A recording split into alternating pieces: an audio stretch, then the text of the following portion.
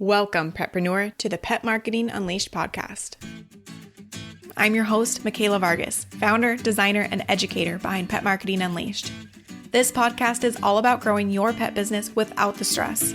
Here, you'll find episodes packed with actionable tips and advice for streamlining your online presence, avoiding burnout, and onboarding new clients while you're away from your desk or out with the dogs.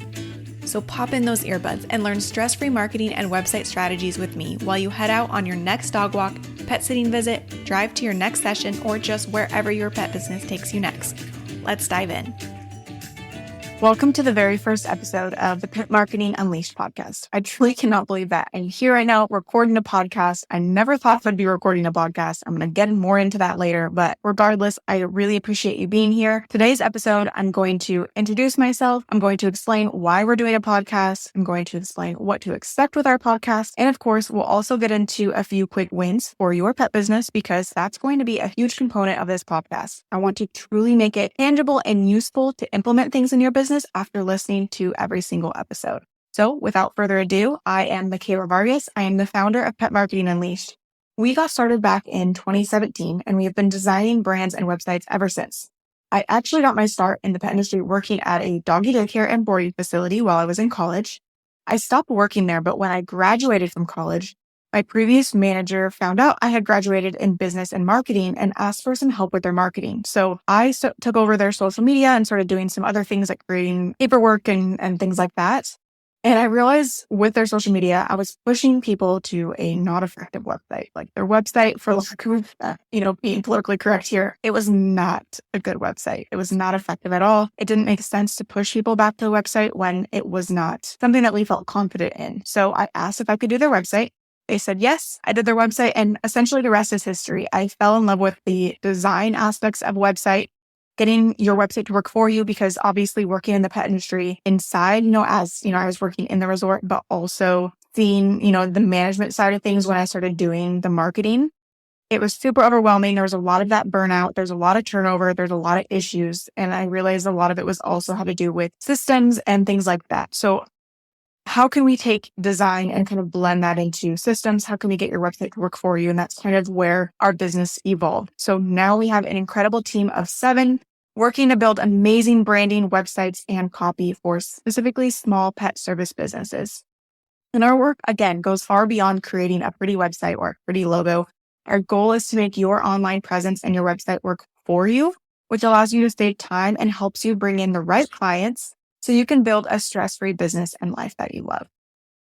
And something we all know with the pet industry is that it's definitely saturated. It can be overwhelming. It can be exhausting. Like you name it. There's so much burnout. There's so much confusion, like where to get started on things. There's so much information. The information overload is crazy too.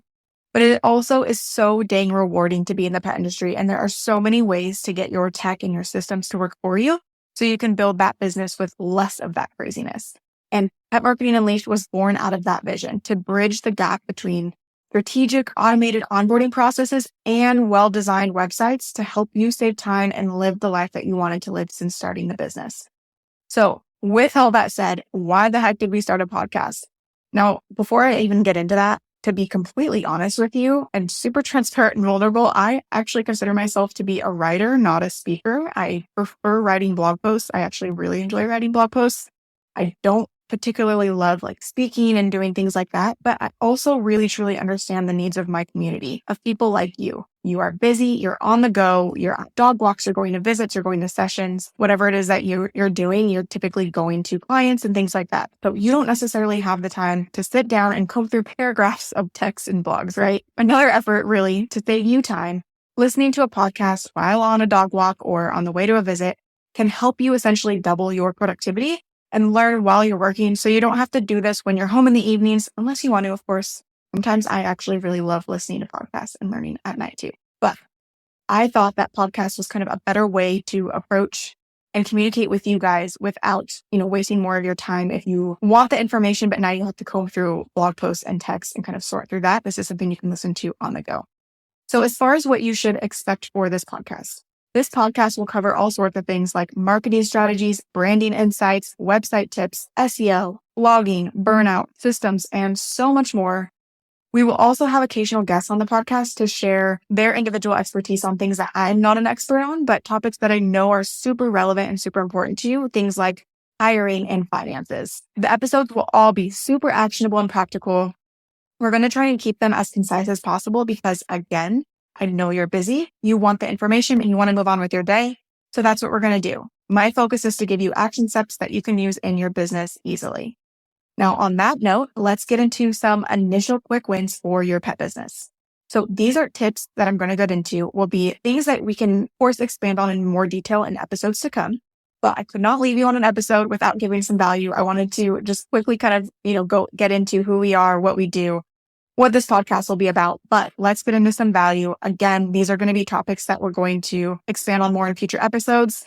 And they're also topics that I feel are a bit underestimated or under talked about and can really help us kickstart the conversation around mastering the foundations through new lenses, if that makes sense. So let's get started. All of these tips will be super practical. So we'll have some actionable steps of what you can do within all of these. And just so you are aware too, with all of our episodes, we're going to also have a blog post that will have links, steps, resources. So if you want to expand on that topic, that's where you can go and expand on it. And we'll also have in the show notes links and things like that directly below each episode within wherever you're listening to podcasts. But also we'll have a more specific breakdown and other strategies and tips directly in the blog as well.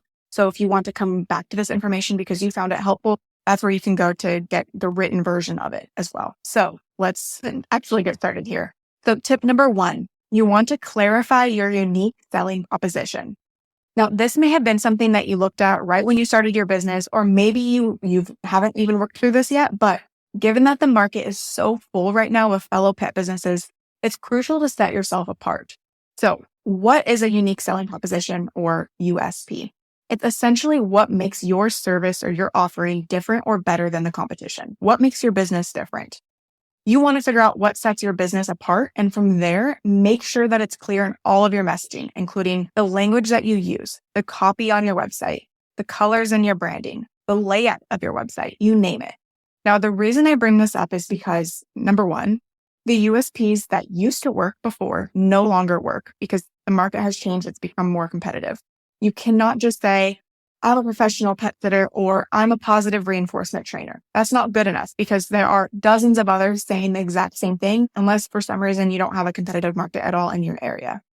And 2, if you have your USP figured out, it's not enough just to know it on the back end written in the depths of the marketing plan that you never look at, right? It needs to be oozed everywhere you show up. And a lot of times it's just forgotten. So even if we've done this work again on that back end, are you using it in your marketing? Are you using it daily when you're communicating with clients or editing your website or creating content? We want to make sure that this shows up everywhere. Again, we'll get into more of how to do this in future episodes, but now is a good time to at least take inventory of what makes your business truly different. And are you showcasing it consistently everywhere? That brings me to tip number 2, audit your online presence. Go ahead and do a quick review of social media, your website, your Google business profile, everywhere that you show up online or even in print and collateral. Are you using the same colors, the same fonts, the same language across all of the platforms? Every single touch point in your business should allow a visitor to know it's the same business instantly. So if they are on your social media and they click on your website, they need to instantly know, yep, this is the exact same business. We don't want any confusion there. We don't want different vibes or personalities kind of clashing with each other. You want to make sure your visuals and language are consistent everywhere your business lives. And this may seem like an obvious tip, but you would really be surprised how easily this one gets missed without even knowing it. So you want to make sure, take inventory. Are you showing up the same consistently everywhere? Tip number 3, create an FAQ section on your website if you haven't already. This is a great way to reduce unnecessary questions or get questions answered prior to even communicating with you. If you already have an FAQ section on your website, it's time to go back and make sure, are you actually including frequently asked questions? A lot of times clients will come to us and add FAQs of questions that are like, what are your services? That's already answered in general on your services page of your website. They'll also include questions that are more broad or general that they're not actually getting from clients. It's okay to get really specific with your FAQs and add questions that your current clients are actually already asking you, because now potential clients can come in and already have those questions answered.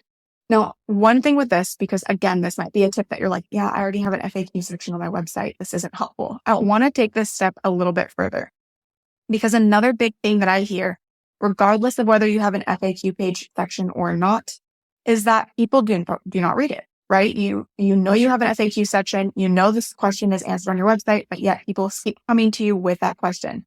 So how to take this further? You need to make sure people can easily find the FAQs as they naturally use your website. So of course, the most obvious way to do that is to make it part of your main menu at the top. So for example, if you have your FAQ kind of huddled into a sub menu of like under your about page or more info, and they have to hover over that and then see the FAQ page underneath, that can make it a little bit trickier for people to find. So adding it to your main header so that you can see it on every single page of your website can be helpful. Another thing you can do is to place it, again, organically within the copy where relevant. So for example, on your contact page, you can add text that says something like, have questions? Be sure to review our FAQ page. If your question is not answered, please fill out the contact form below. So repeating it in your text like that, like, hey, before you fill out this contact form, make sure this question is not answered on our FAQ page. And you can hyperlink the FAQ text to the FAQ page. That way, it's easier for people to catch the FAQ in their natural progression through your website, because your potential clients will be automatically more likely to go to your contact page before the FAQ page. But on that contact page, you're saying, hey, go back to the FAQs because we answer a lot of questions here that may be one of your questions that you can get answered immediately. They might be more likely now to click on that directly and immediately get taken to the FAQ. You can do this on your services page. You can do this on like a booking process page. You can do this a lot throughout your copy, or in emails, you can even link to it. So there's a lot of ability here to link back to your FAQs and help get questions answered and save you time that way. Final tip number 4. This is an important one. If you find yourself down the slippery slope of burnout, I highly recommend addressing it now before it gets worse. It's so hard to get out of the cycle of burnout once it's cascading down and affects your business and your personal life negatively. The biggest tip I can give in regards to burnout, without getting into the weeds, as this will for sure be a future podcast episode, if not like multiple podcast episodes, is to release the pressure of thinking that you can do it all and accomplish everything on your list and achieve that true work-life perfect balance.